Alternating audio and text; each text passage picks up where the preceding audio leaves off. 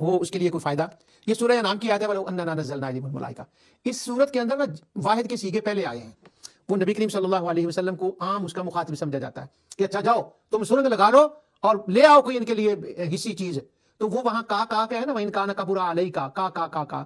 تو عام طور پر اس سے مراد نبی کریم صلی اللہ علیہ وسلم کو لیا جاتا ہے اور کہا یہ جاتا ہے کہ اللہ تعالیٰ نے حضور کو ڈانٹ ڈپٹ کر کے جاڑ کے رکھ دیا کہ جا جو تو کرنا ہے تو کر لے. نعوذ باللہ. لیکن ہر صورت کا ایک سینٹرل پوائنٹ ہوتا ہے جہاں سے آپ اس صورت کے مزاج کو جان سکتے ہیں. تو یہ آیت ایک ایسی ہے کہ جس سے نا آپ وہ کا کے مزاج کو جان سکتے ہیں. وہ یہ ہے وَأَقْسَمُوا بِاللَّهِ جَهْدَ أَيْمَانِهِمْ لَئِن جَاءَتْهُمْ آيَةٌ لَا يُؤْمِنُنَّ بِهَا قُلْ إِنَّمَا الْآيَاتُ عِندَ اللَّهِ. وہ مسلمانوں کے سامنے بیٹھ کر کہتے ہیں ہم قسم اٹھاتے ہیں اللہ تعالیٰ کی کہ اگر کوئی حصی چیز ہمارے سامنے آ جائے تو ہم اس کو فوری طور پر قبول کر لیں گے. اللہ تعالیٰ فرماتا ہے وَمَا يُشْعِرُكُمْ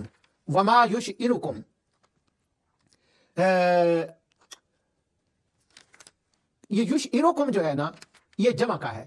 یہاں سے یہ پتہ چلتا ہے کہ مسلمانوں کی یہ خواہش تھی کہ اگر حصی چیز آ جائے تو ان کو ایمان نصیب ہو جائے گا. تو وہ جو آیتیں پیچھے آئی ہیں نا جاؤ سرنگ لگا لو لے آؤ کوئی چیز لے آؤ, وہ وما یشعرکم کے اسلوب میں اس کو پڑھنا چاہیے. یہ جو نئے نئے مسلمان تھے ان کی خواہش تھی وہ کا کہہ کر یشعرکم کو اس کا خطاب کیا گیا ہے. وہ نہ نبی کریم صلی اللہ علیہ وسلم پر عتاب آیا ہے نہ نبی کریم صلی اللہ علیہ وسلم کو نعوذ باللہ وہاں ڈانٹا گیا ہے اور نہ نبی کریم صلی اللہ علیہ وسلم نے حضور کی ناقدری کی ہے. وہ انٹرنل اور ایکسٹرنل اس کا کے بارے میں لوگوں کو ایک غلط فہمی ہوتی ہے. لیکن وما یشعرکم کو اگر کوئی بندہ سمجھ لے تو وہ غلط فہمیاں ایکسٹرنل کی بھی دور ہو جاتی ہیں انٹرنل کی بھی دور ہو جاتی ہیں. نہ ہماری لوکل کمیونٹی اس کے اوپر سوال کر سکتی ہے اور نہ جو اپنی کمیونٹی ہے وہ اس کے اوپر نبی کریم صلی اللہ علیہ وسلم کے بارے میں کوئی غلط بات ہے جو ان کو فیڈ کی گئی ہوتی ہے صدیوں سے وہ بات کر سکتے ہیں. تو وہ ہے کا لیکن مراد اس سے وما یشعرکم لوگ مراد ہیں نبی اس سے مراد نہیں ہوتے.